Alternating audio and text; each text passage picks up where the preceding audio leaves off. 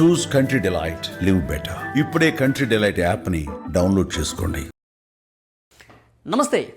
ఇవాళ మనతో ఉన్నారు విశ్వ హిందూ రక్షా పరిషత్ జాతీయ మహిళా అధ్యక్షురాలు, అలాగే ప్రముఖ సైకాలజిస్టు డాక్టర్ యమునా పాఠక్ గారు. మేడంతో మాట్లాడదాం. నమస్తే మేడం. నమస్తే. మేడం, యూట్యూబర్ నాన్వేష్ ఏ విధంగా హిందూ సంప్రదాయాలను అగౌరవపరిచాడు, ముఖ్యంగా హిందూ దేవతల్ని దూషించడం మనం చూసాం. రాష్ట్ర వ్యాప్తంగా అతని మీద కేసులు కూడా నమోదవుతూ ఉన్నాయి. అంటే అతను మానసిక పరిపక్వత లేక ఆ విధంగా కామెంట్స్ చేసిన పరిస్థితి, ఒక మానసిక రోగిగా చాలామంది చూస్తూ ఉన్నారు.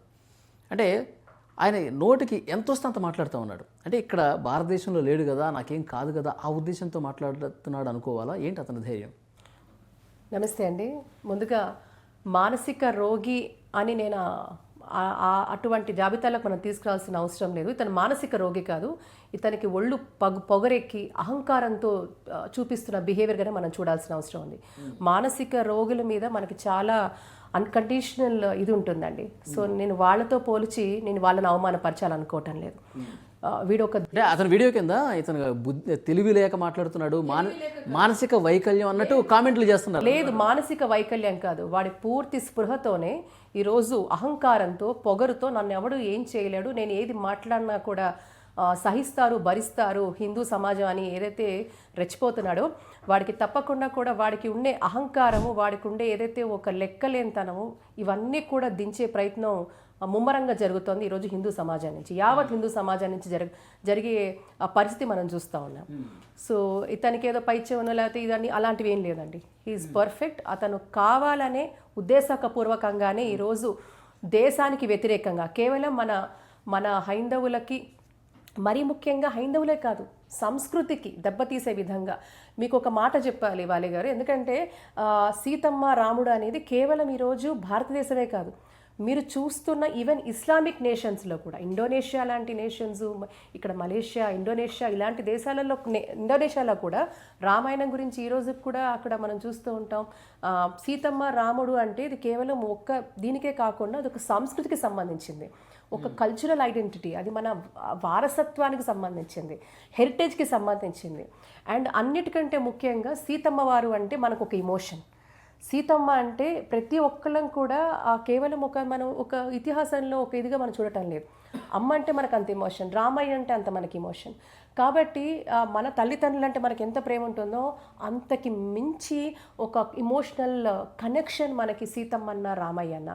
అలాంటి మన దేవతలను అవమానపరచడము, కించపరచడము చాలా ఎంతటి హేయమైన అభ్యంతరకరమైన భాషలో వాడు మాట్లాడడం నిజంగా వాడి నాలుక తెగ్గోసేయాలి ఎట్లా అయినా.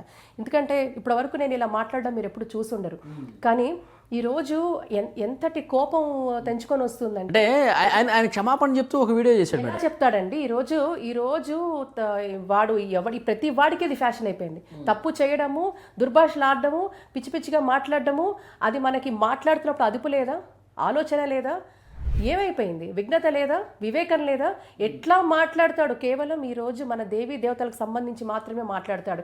వేరే మతాల గురించి ఇలాంటి మాట్లాడితే వాళ్ళు ఊరుకుంటారా? ఆ వీడియో బయటికి వెళ్ళే లోపలే వీడియో ఫస్ట్ రీల్ బయటికి వెళ్ళగానే వాడికి ఏ గతి పడుతుందో అందరికీ తెలుసు. కాబట్టి ఇలాంటి సాహసం ఏ మతాల గురించి చేయలేని ఒక సాహసం మన ధర్మం గురించి ఎందుకు ఈ దుస్సాహసం వీళ్ళు చేస్తున్నారంటే లెక్క లేకపోవడం, ఎవరేమన్నా మమ్మల్ని ఏమీ కాదు అనే ఒక ధైర్యం కదా. ఈరోజు ఆ ధైర్యం అంతా కూడా పూర్తిగా కూడా విచ్ఛిన్నం చేసే పరిస్థితి మీకు కనబడుతూ ఉంది. ఎందుకంటేనండి అతను మాట్లాడుతున్న అనేక విషయాలు కేవలం దేవీ దేవతలను కించపరచడమే కాకుండా మన ప్రవచనకర్తలని కించపరచడము, దుర్భాషలాడము, అలాగే దేశానికి సంబంధించి కూడా చాలా వరకు కూడా మిగతా దేశాలను చూపిస్తూ భారతదేశం ఏం చేసింది, భారతదేశం ఎలా అయిపోయింది, మన దేశంలో ఇలా ఉందని దేశ వ్యతిరేక మాటలు ప్రస్తావన చేయడం కూడా నిజంగా దేశ విద్రోహిగా ముద్ర వాడికి ఆల్రెడీ పడిపోయింది. అండ్ అన్నిటికంటే ఇంకొకటి ఏంటంటే మత విద్వేషాలు రెచ్చగొట్టడం. ఎందుకంటే హిందూ అబ్బాయిలు ఇంతమంది అన్య మతస్థులకు సంబంధించి అమ్మాయిలతో ఇలా అని మాట్లాడడం, ఇది పూర్తిగా కూడా ఇన్ని వేల మంది హిందువులు ఇలా చేశారు. అంటే ఇప్పుడు ఇంత వ్యతిరేకత వచ్చిన తర్వాత ఆయన ఒక చేతిలో వినాయకుడు, ఒక చేతిలో భగవద్గీత పెట్టుకొని నేను అసలు ఎలా అంటాను, నేను నా దేవత నేను ఎట్లా అంటాను? వాడికి అర్హత లేదు. ఇంకొకటి, వాడు అలాంటివి ఎన్ని గిమ్మిక్స్ వేసినా కూడా వాడు ఈరోజు ఉద్దేశపూర్వకంగానే చేసింది. ఒకటి కాదు, రెండు కాదు, తప్పుల మీద తప్పులు చేసుకుంటూ పోతా అన్నాడు వాడి అహంకారము అలాంటిది. వినాశకాలే విపరీత బుద్ధి, అందుకే వాడికి విపరీత బుద్ధి, వాడి వినాశకాలం స్టార్ట్ అయింది అన్నాడు కదా. వాడు మళ్ళీ పైచి వాడు శపిస్తాడు 2026లో ఇవన్నీ నమ్మకపోతే అష్టదరిద్రాలు వీళ్ళకి వస్తే రక్తం కక్కువ చచ్చిపోతాడు. హూ ఈజ్ అండి, వాడికి ఏ గతి పడుతుందో. ఇంతకు ముందు కూడా అంటే ఆయన్ని అనవసరంగా టార్గెట్ చేస్తున్నారంటే నేను తప్పు అతను చేశాడు, చిత్రీకరిస్తున్నారంట. అతని వీడియోస్ నా మీద వ్యతిరేకంగా మాట్లాడే వాళ్ళందరూ ఇదే గతి పడుతుంది. అంత సీన్ లేదు వాడికి అసలు అలాంటిది లేదు. ఎందుకంటే వాడు చేసిన వీడియోస్లోనే దేశాన్ని గురించి వ్యతిరేకంగా మాట్లాడినవి వీడియోస్ కావచ్చు, లేకపోతే హిందువుల గురించి, హిందువుల అబ్బాల గురించి మాట్లాడిన వీడియోస్ కావచ్చు, అండ్ ఇంకొకటి మతాల మధ్యన చిచ్చు పెట్టే వీడియోస్ కావచ్చు, దుర్భాషలు ఆడడం కావచ్చు, లేకపోతే దేశాన్ని కించపరుస్తున్న వీడియోస్ కావచ్చు, లేదంటే మన దేవీ దేవతలు, మన సీతమ్మ గురించి, మన ద్రౌపది మాత గురించి మాట్లాడిన వ్యాఖ్యలు చాలా పరమ చండాలంగా వాడు చేసిన వ్యాఖ్యలు కావచ్చు. ఇవన్నీ కూడా మీరు చూస్తే నాన్ బెయిలబుల్ కేసులతో వాడి మీద ఆల్రెడీ ఎఫ్ఐఆర్ నమోదయ్యింది. చాలా మంది హిందూ సంస్థల అవును, రాష్ట్ర వ్యాప్తంగా కేసులు పెడుతున్నారు మేడం. ఇక్కడ నాది క్వశ్చన్, ఆయన ఎక్కడో థాయిలాండ్లోనో స్విట్జర్లాండ్లోనో ఎక్కడెక్కడో దేశ విదేశాల్లో తిరుగుతూ ఉంటాడు, వీడియోలు చేసుకుంటూ ఉంటాడు. అలాంటి వ్యక్తిని ఇక్కడ మీరు పోరాటం చేస్తూ ఉన్నారు, కేసులు పెడతా ఉన్నారు, కానీ ఇక్కడికి తీసుకొచ్చే పరిస్థితి ఉందా?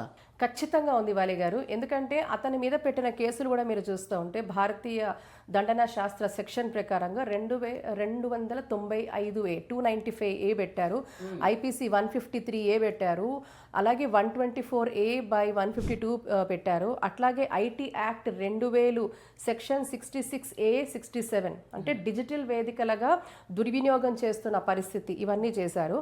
ఇవన్నీ కూడా కేసులు పెట్టారు. మరి ఏంటి కేసులు అంటే మత విద్వేషము, దేశ వ్యతిరేక వ్యాఖ్యలు, ప్రజాశాంతి భంగము, ఇటువంటి తీవ్రమైన నేరాలు అతను ఈరోజు చేశాడు. కాబట్టి ఈ యొక్క వీటిల్లో నాన్ బెయిలబుల్ సెక్షన్స్తో ఎఫ్ఐఆర్ అతని మీద ఆల్రెడీ నమోదయ్యింది. 2 తెలుగు రాష్ట్రాల్లో కూడా చాలా మంది ముందుకు వస్తున్నారు, పెడుతున్నారు. ఇండివిజువల్స్ ఇప్పుడు మీరు చెప్పిన సెక్షన్స్ అన్ని పెడతారు మేడం, సెక్షన్స్ అన్ని పెడతారు. ఇది రాష్ట్ర వ్యాప్తంగా ఆయా పోలీస్ స్టేషన్లో కేసు పెడతారు. కానీ ఇప్పుడు మెయిల్ ద్వారా ఆయనకి నోటీసులు పెడతారు మేడం, నోటీసులు పంపిస్తారు, మీరు రావాలి. ఇంట్లో ఉంది వాలి గారు. ఇప్పుడు ఇన్ని సెక్షన్స్, ఫస్ట్ ఇది ప్రక్రియ స్టార్ట్ అయింది. ఇంకొకటి, సుప్రీం కోర్టు ఒక స్పష్టమైన మార్గదర్శకాలు మనకున్నాయి. ఏమిటది? ఎవరైనా హేట్ స్పీచ్ ఇస్తే ఈ హేట్ స్పీచ్కు రాజ్యాంగ రక్షణ లేదు అని సుప్రీం కోర్టు చాలా స్పష్టంగా మనకు ఒక ఇది ఇవ్వడం జరిగింది, ఒక మార్గదర్శకం ఇవ్వడం జరిగింది. ఏమిటి ఇక్కడ ఏంటంటే మత విశ్వాసాలను కించపరిచే మాటలు ఆర్టికల్ 19(1) ఈ కింద రక్షణ పొందవు. ఒకటి. నెక్స్ట్ మీరు అన్నారు ఎందుకు మరి అతను ఎక్కడో ఉన్నాడు కదా విదేశాల్లో, అతన్ని తీసుకురావచ్చా అంటే ఎస్, డెఫినెట్గా తీసుకొచ్చే అవకాశం 100% ఉంది. ఏమేం చేస్తే తీసుకురావచ్చు అనేది లుక్అవుట్ సర్క్యులర్ అని ఒకటి ఉంటుందండి. లుక్అవుట్ సర్క్యులర్ జారీ చేస్తే భారత్లో అడుగు పెట్టగానే, ఎందుకంటే అతను ఒక వీడియోలో చెప్పాడు నేను ఇంకా ఇండియన్ నేషనల్గా, ఇండియన్ పాస్పోర్ట్, నిన్న పాస్పోర్ట్స్ చూపిస్తూ ఒక వీడియో చేశాడు, నేను ఇండియన్ నేషనల్గానే ఉన్నాడని.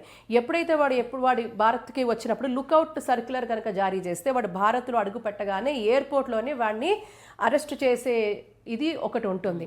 2, ఇంటర్పాల్ రెడ్ కార్నర్ నోటీస్ RCN. ఇది ఈ చర్యలు కోర్టు ఆధారాలతో సిబిఐ ద్వారా ఇంటర్పోల్ రెడ్ కార్నర్ నోటీస్ కోరితే అతడు ఉన్న దేశంలో తాత్కాలిక నిర్బంధం చేసి భారత్కు అప్పగించే అవకాశం కూడా ఉంటుంది. ఆ ప్రక్రియ ప్రారంభమవుతుంది. నెక్స్ట్ పాస్పోర్ట్ యాక్ట్ అనేది ఒకటి ఉంటుంది. ఈ పాస్పోర్ట్ యాక్ట్ ఏంటంటే వాడు ఇంకా ఇండియన్ నేషనల్, ఇండియన్ పాస్పోర్టే వాడి దగ్గర ఉంది.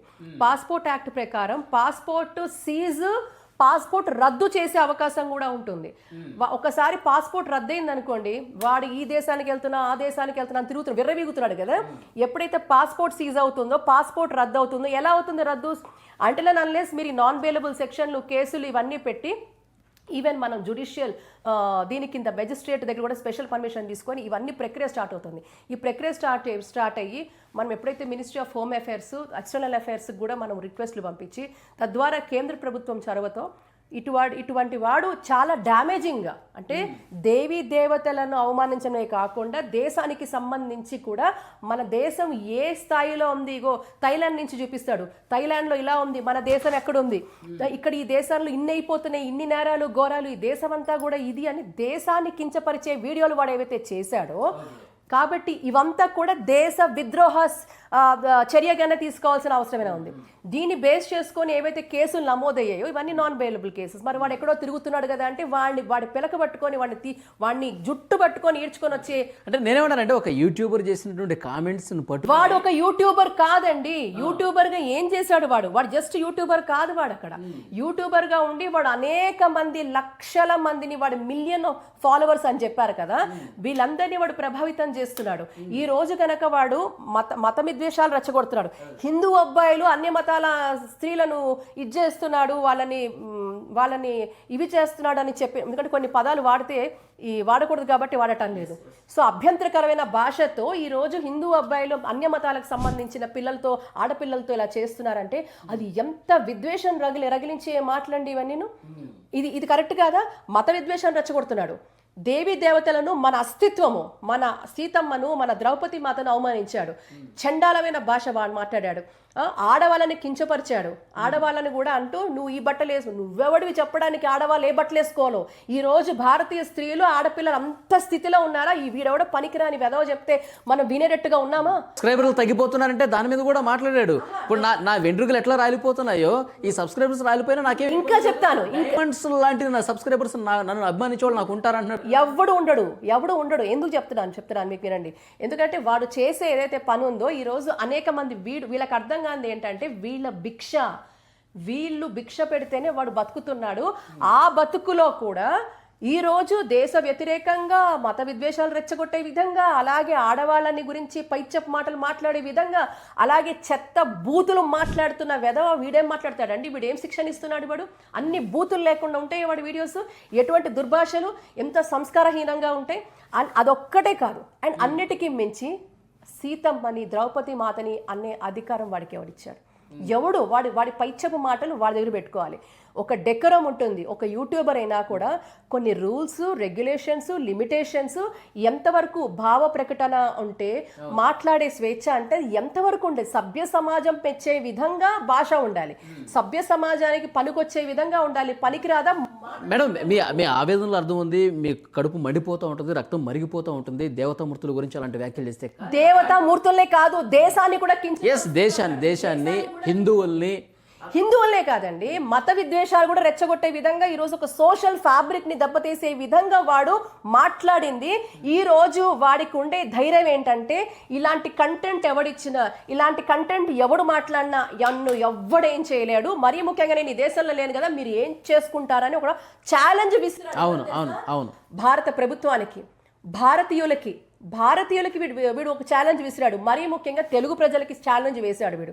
మరి వీడికి శిక్ష అర్హుడా కాదా? ఈ రోజు వీడిని శిక్షించకపోతే వీళ్ళలాగా ఇంకొక 10 మందో 100 మందో 1000 మందో తయారైతే అది దేశ సమగ్రతకు, సోషల్ ఫ్యాబ్రిక్ దెబ్బతీసే విధంగా, ఒక కమ్యూనల్ హార్మోనీని దెబ్బతీసే విధంగా, విద్వేషాలు రెచ్చగొట్టే విధంగా, రేపొద్దున ఇంకెవడు కూడా మన దేవీ దేవతల గురించి మాట్లాడకూడదు, మన దేశం గురించి మాట్లాడకూడదు, ఇలాంటి మత ఘర్షణలు తేయకూడదు అంటే, పైచెప్పు మాటలు ఆడవాళ్ళ గురించి మాట్లాడే సాహసం చేయకూడదు అంటే వీటి మీద చట్టపరమైన ఏవైతే నమోదయ్యే సెక్షన్లన్నీ కూడా అమలుపరచాలి. తద్వారా ఇందాక నేను మీతో చెప్పినట్టుగా అది లుక్అవుట్ సర్క్యులర్ కావచ్చు, లేకపోతే రెడ్ కార్నర్ నోటీస్ కావచ్చు, ఇవన్నీ చేస్తూనే వీడి పాస్పోర్ట్ సీజ్ చేయాలి, రద్దు చేయాలి. అన్నిటికంటే పెద్ద దెబ్బ వీడికి ఎక్కడ తెలుసా? ఆదాయం. ఈ రోజు డిజిటల్ మాధ్యమంగా వీడికి వచ్చే ఆదాయం, యూట్యూబ్ రెవెన్యూ అంటాం కదా, ఈ యూట్యూబ్ రెవెన్యూతోనే వాడు బతుకుతున్నాడు. కాబట్టి ఈ యూట్యూబ్ రెవెన్యూ ఎందుకు రావాలి అంటే, మనం ఫస్ట్గా చెప్పేది ఏంటంటే, సమాజం ప్రకారం ఎవరైతే వీడికి ఫాలోవర్స్ ఉన్నారో వాడిని మొదటి రోజు నుంచి కూడా మనం చెప్తుంది ఒకటే, ఈ అన్సబ్స్క్రైబ్ రిపోర్ట్ కొట్టండి, అన్సబ్స్క్రైబ్ చెయ్యండి, వీడిని ఫాలో అవ్వద్దు అని ఒకటి. ఓకే, అది కూడా జరుగుతుంది. నాకుండే వాళ్ళు నాకున్నారు అన్నాడు కదా, అప్పుడు కూడా ఒకటి ఉంది. ఫరారీలో ఉన్న నిందితుడిని ప్రకటించి ఆస్తుల అటాచ్మెంట్ చేసే అవకాశం ఉంటుంది. అంటే వాడికి సంబంధించి భారత్లో ఎక్కడైనా వాడి ఆస్తులు ఉంటే దాన్ని ఆస్తుల అటాచ్మెంట్ కోర్టు ద్వారా ప్రొక్లెయిమ్డ్ అఫెండర్గా వాడిని ప్రకటించి,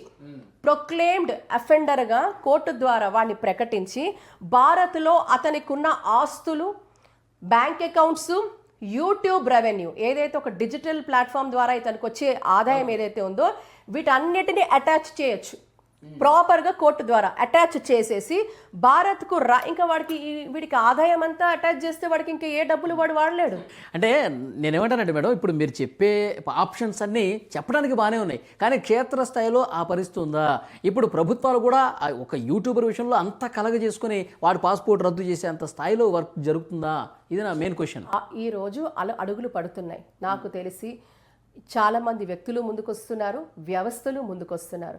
నేనేమంటానంటే ఈరోజు భారతీయ సమగ్రత ఏదైతే మనం ధర్మం గురించి మాట్లాడే ఇప్పుడు ఈరోజు మన సుమన్ టీవీ ద్వారా ఈ వీడియో చూస్తున్న ప్రతి ఒక్కరికి నేను అప్పీల్ చేస్తున్నా, మన భారతీయ సమగ్రత, మన ఇంటిగ్రిటీ, మన దేవీ దేవతల గురించి, మన మహిళల గురించి, అలాగే ఏదైతే ఒక కమ్యూనల్ ఫ్యాబ్రిక్, ఒక సోషల్ ఫ్యాబ్రిక్ని దెబ్బతీసే ఇటువంటి పరమ నీచమైన యూట్యూబర్లకు మనము స్వస్తి చెప్పాలి అంటే ఇందులో మీరు నా అనే సంబంధం లేకుండా అందరూ ముందుకొచ్చి తప్పకుండా కూడా వీడి మీద చట్టపరమైన చర్యలు ఆల్రెడీ తీసుకున్నవి బలపరిచి ప్రభుత్వానికి కూడా మనం అపీల్ చేసి ఖచ్చితంగా 2 రాష్ట్రాల డీజీపీలను కూడా మనకి ఏవైతే మన ఏజెన్సీస్ ఉన్నాయో, లా ఎన్ఫోర్స్మెంట్ ఏజెన్సీస్ ఉన్నాయో, వాళ్ళు కూడా ప్రోయాక్టివ్గా సుమోటోగానే ఇవి ముందుకు తీసుకొని, అలాగే ఉమెన్ కమిషన్స్ కావచ్చు, వీళ్ళు కూడా దీన్ని సుమోటోగా తీసుకొని ఖచ్చితంగా కేంద్ర ప్రభుత్వానికి కూడా అపీల్ చేస్తూ, మినిస్ట్రీ ఆఫ్ హోమ్ అఫైర్స్కి, ఎక్స్టర్నల్ అఫైర్స్కి అపీల్ చేస్తూ